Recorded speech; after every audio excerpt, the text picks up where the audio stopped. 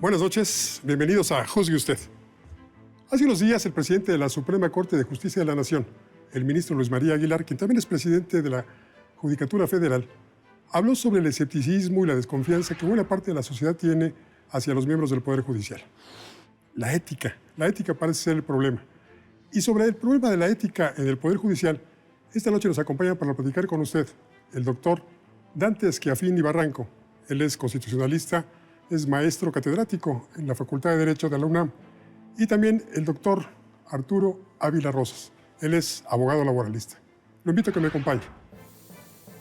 Doctor Dante Schiaffini Barranco, muchas gracias por su comparecencia. Gracias a usted, a sus órdenes. Gracias. Lo mismo para usted, muchas gracias por estar aquí, doctor Arturo Ávila Rosas. Muchas gracias a usted. La cuestión es que la gente ha perdido la confianza en algunas de sus instituciones, entre ellas las que componen el Poder Judicial. ¿Hay forma de recomponer esta relación de confianza entre gobernados y Poder Judicial? Mire usted, Francisco, el Poder Judicial de la Federación se ha preocupado y ha establecido instituciones encargadas de vigilar la actuación de los titulares de los órganos jurisdiccionales. En este sentido, a partir de 1995 se crea el Consejo de la Judicatura Federal. Sí. Este Consejo de la Judicatura Federal tiene como propósito el vigilar la actuación de los titulares de los órganos jurisdiccionales. Y como consecuencia de ello, la integración de este Consejo de la Judicatura Federal es de 7 miembros. Uno, propuesto, que es el presidente de la Suprema Corte de Justicia de la Nación. En este caso, el doctor Luis María Aguilar. Así es. 3 miembros designados por el Pleno de la Suprema Corte de Justicia de la Nación, Sí. de entre magistrados de circuito y jueces de distrito, 2 designados por el Senado de la República y 1 más a propuesta de nuestro señor presidente.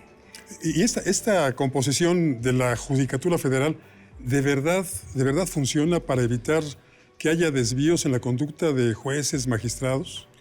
Pues lamentablemente, todo lo que nos dice ahorita el doctor, con todo respeto, en teoría es excelente. En la práctica, lamentablemente estamos sufriendo una falta de valores impresionante que nos lleva de la mano de una corrupción en la que no hemos podido dar el paso adelante que necesitamos para poder tener una correcta aplicación de la justicia. El doctor Luis María Aguilar, presidente de la Suprema Corte de Justicia, acaba de referirse hace unos días a este asunto de la corrupción que lastima mucho no solamente al Poder Judicial, a todos los poderes, a toda la sociedad. Y el presidente de la Corte decía que van a estar muy vigilantes, como lo han estado seguramente, de que no se desvíe la conducta de quienes imparten justicia. Yo no tengo la menor duda de la honestidad en los miembros superiores de la Suprema Corte de Justicia. Un escalón abajo no metería las manos al fuego. Es una lamentable opinión como ciudadano mexicano. Yo sé que es muy difícil aceptarlo. Claro, pero existe un código de ética en el Poder Judicial, Sí, ¿no es así? Es correcto. A partir del 3 de diciembre de 2004, se publicó en el Diario Oficial de la Federación el Código de Ética del Poder Judicial de la Federación. En este sentido, en ese Código de Ética se prevé los principios constitucionales de la carrera judicial, que son la independencia, la imparcialidad, la objetividad, el profesionalismo y la excelencia. De tal forma que yo diría que lo que comenta el doctor Arturo es la excepción, porque la regla es que todos los miembros del Poder Judicial de la Federación, desde los ministros de la Suprema Corte, integrando el Pleno o salas, los tribunales colegiados de circuito, los tribunales unitarios de circuito, los juzgados de distrito e inclusive los plenos de circuito, que se conforman con el propósito de sentar tesis, mejor dicho, jurisprudencia por contradicción, Sí. yo diría que son órganos muy valiosos. Y los titulares de esos órganos del Poder Judicial de la Federación, créame que yo diría que son gente muy valiosa, gente muy experimentada, gente que cuenta con una carrera judicial, de tal forma que lo que señala el doctor Arturo, con todo respeto, yo diría que es la excepción, pero no la regla. Una excepción podría ser este magistrado que fue suspendido por haber sido descubierto que tenía cuentas millonarias en dólares, propiedades a nombre de sus familiares, y que había dejado salir al hijo de Joaquín El Chapo Guzmán, a la llamada Reina del Pacífico y a otros personajes del mundo negro del narcotráfico. ¿Sería una excepción o es la regla también? Yo considero que sí, Francisco, esa es una excepción, porque mire usted, el titular de un órgano jurisdiccional lo que hace es realizar la función jurisdiccional, que consiste en qué. Dice Gómez Lara que consiste en la aplicación de la ley general al caso concreto controvertido para solucionarlo o dirimirlo. De tal forma que la actividad que lleva a cabo un tribunal es esa. Y precisamente dice un principio, dame a conocer los hechos que yo conozco el derecho. De tal forma que yo diría que los titulares de los órganos jurisdiccionales, por excepción, realizan una conducta así de ese tipo. Ojalá sea cierto. Sí. Y doctor Ávila, hay las llamadas garantías judiciales. Una de ellas, la inamovilidad, y la otra, el monto de las percepciones. El Poder Judicial tiene salarios pues muy por encima del estándar, ¿no? Así es. ¿Esto es lo que verdaderamente impide que lleguen a corromperse, salarios muy altos? Mire, yo creo que lamentablemente, y perdón nuevamente, doctor, pero estamos tan inmersos en un sistema corrupto, aunque nos duela, maestro, te lo tengo que decir, que te voy a poner un ejemplo muy sencillo. Sí, por favor. Cada vez que vamos a una junta de conciliación o a un tribunal, por el simple hecho de ser atendidos por una mecanógrafa, tenemos que dar una dádiva. Sí, pero... Y te voy al escalón más bajo. Sí. Ok, ahí estamos nosotros fomentando esa corrupción también. Que si no logramos que se corte de tajo, eso es el principio de un gran todo. Lo que usted dice tiene toda la razón. Los salarios son, no voy a decir exagerados, pero son los sueldos más altos que hay en el país. Uh-huh. Y no sé qué es lo que nos esté pasando, o el hecho de tener algo nos haga querer tener más y más y más y más a costa de la moral de la gente. Decía el doctor Ávila que pues fomentamos la corrupción. Y es cierto, la corrupción es de dos vías. Tan corrupto es el que recibe como el que da. ¿Tendríamos que parar de dar para terminar con la corrupción? Mire, yo diría que la corrupción se presenta cuando existe precisamente la necesidad de una persona de que por la falta de una buena defensa jurídica tienen que recurrir a este tipo de actividades, yo diría, irregulares. ¿Por qué?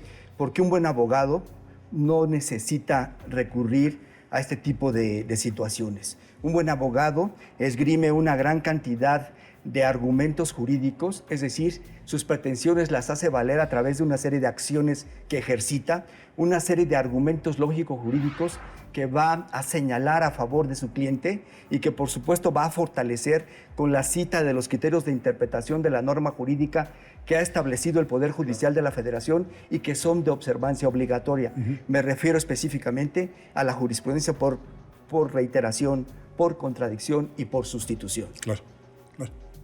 No, hay una coincidencia. Hay quienes me han dicho que cuando los abogados se quejan de la corrupción en el Poder Judicial es porque no presentan, como decía el doctor Schiaffini, no presentan bien sus casos. Yo creo que en este caso específico te doy toda la razón, doctor. Gracias. Estoy seguro que existen excelentes abogados que no tienen la necesidad de llegar a corromper.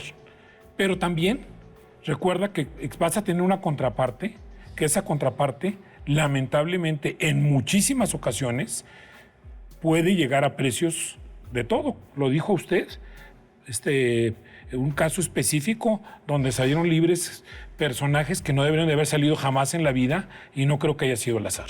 No.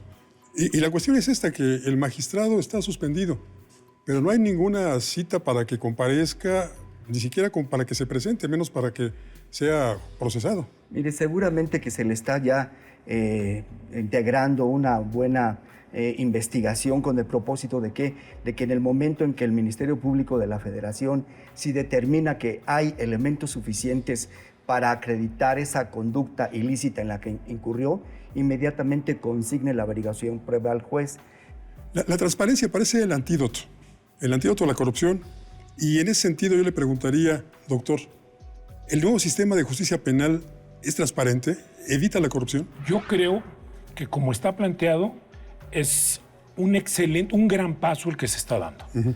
¿Qué es lo que está pasando? Estamos muy atrasados y estamos muy atrasados por falta de conocimiento.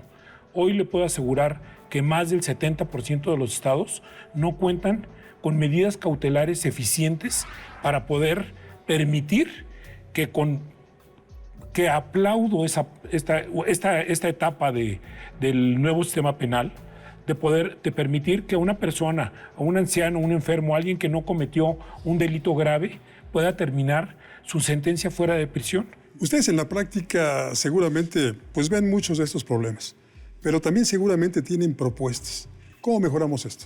Mire, yo diría que sí es necesario que haya un programa de capacitación a todas las entidades de la República.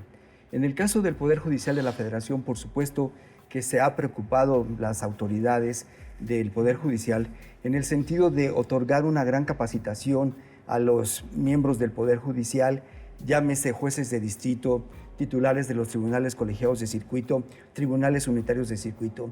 Usted acude, por ejemplo, a un juzgado de distrito en alguna entidad federativa y usted se encuentra con un gran cúmulo de trabajo por parte de los juzgados, sobre todo los que hay en los centros federales de readaptación social. Qué triste es encontrarse con una gran pila de expedientes a lo largo de los pasillos de los juzgados de distrito. Y si uno se pone a pensar que cada expediente de esos versa sobre la libertad de una persona, imagínense nada más la cantidad de personas que están ahí privadas de su libertad esperando contar con una buena administración de justicia. De tal forma que nosotros los abogados lo que pedimos es que más que administradores de justicia, lo que queremos que haya ahí es titulares de los órganos jurisdiccionales que ejerzan justicia. Capacitados, así es. Gracias, doctor. Y bueno, la corrupción, decíamos hace un momento, es de dos vías. Como sociedad, ¿qué debemos hacer para cambiar esto?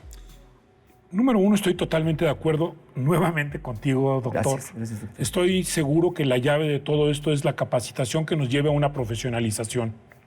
¿Qué debemos de hacer? Sí. Lo que debemos de hacer, el mismo esquema que tiene, entre comillas, un policía, un agente del Ministerio Público, un servidor público que tiene que pasar por pruebas de control de confianza, a rigurosos exámenes psicológicos, que realmente estemos conscientes y estemos seguros que quienes van a ser nuestros juzgadores sean hombres de primera. Ojalá. Pues el tema da para muchísimo más, pero lamentablemente se nos ha agotado el tiempo. Muchas gracias. Doctor Schiaffini, muchas gracias por su presencia. Muchas gracias. Lo mismo, doctor. Gracias. Muchas gracias, doctor. Gracias a usted. Transparencia en los procedimientos parece ser la solución a este problema de la desconfianza hacia los miembros del Poder Judicial. Y el nuevo sistema penal acusatorio parece ser la solución. Eso dijo al menos hace unos días el presidente de la Suprema Corte, el ministro Luis María Aguilar. Ahí están los elementos. Ahora, juzgue usted. Soy Francisco Rodríguez, le agradezco su atención. Lo invito a reencontrarnos aquí la próxima semana. Mientras tanto, le deseo, como siempre, que haya buenas gracias y muchas, muchas noches.